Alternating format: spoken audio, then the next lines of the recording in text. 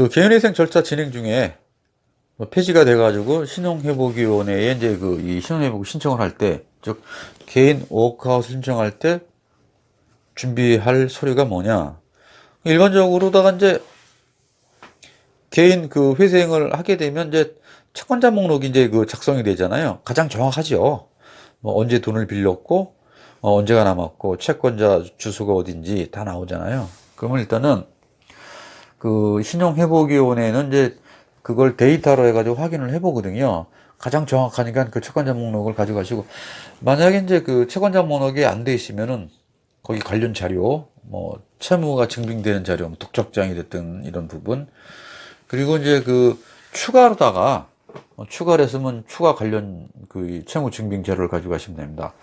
그러니까 소득이라든지 이런 부분에 대해서는 개인 회생 신청할 때 이제 그 기재된 부분 그대로 이제 그 이 데이터를 좀 준비해서 가져가시면 되고, 그다음에 직장이 이제 변화가 없다는 조건으로 했을 경우에 재직증명서 같은 경우는 뭐 새로 이제 발급받으면 되고, 등본 또한 최근 거로 다 가져가시면 됩니다.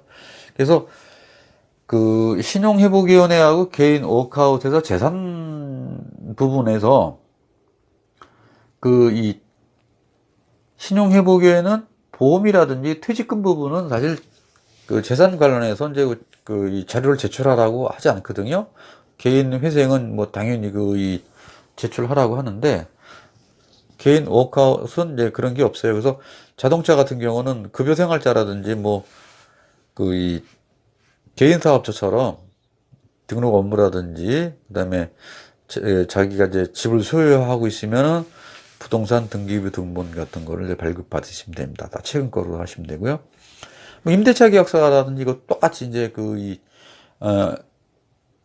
사본 가져가시면 되고, 무상거주 같은 경우는 무상거주 확인서, 그다음에 지인 같은데 그 무상거주지만 무상거주라서 안 한 써주고 있으면 뭐 주거사실 확인서라든지 이 정도 됩니다. 그리고 중요한 거는 이제 그 심사역이 가끔가다 신용개발원의 심사역이 그 신용회복위원회 그 담당하시는 분들 심사역이라고 이제 하거든요.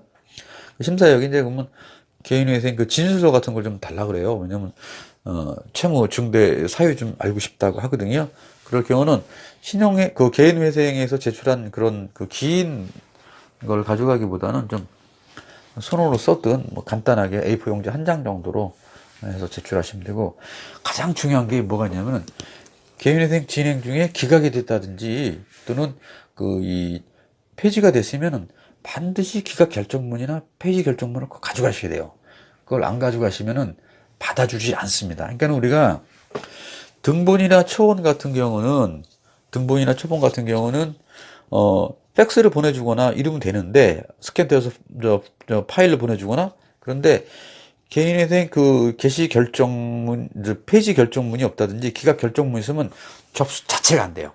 접수 자체가 안 되니까 반드시 폐지 결정문이나 그 개시 결정문을 가져가야 두 번 걸음을 하지 않습니다. 이상입니다.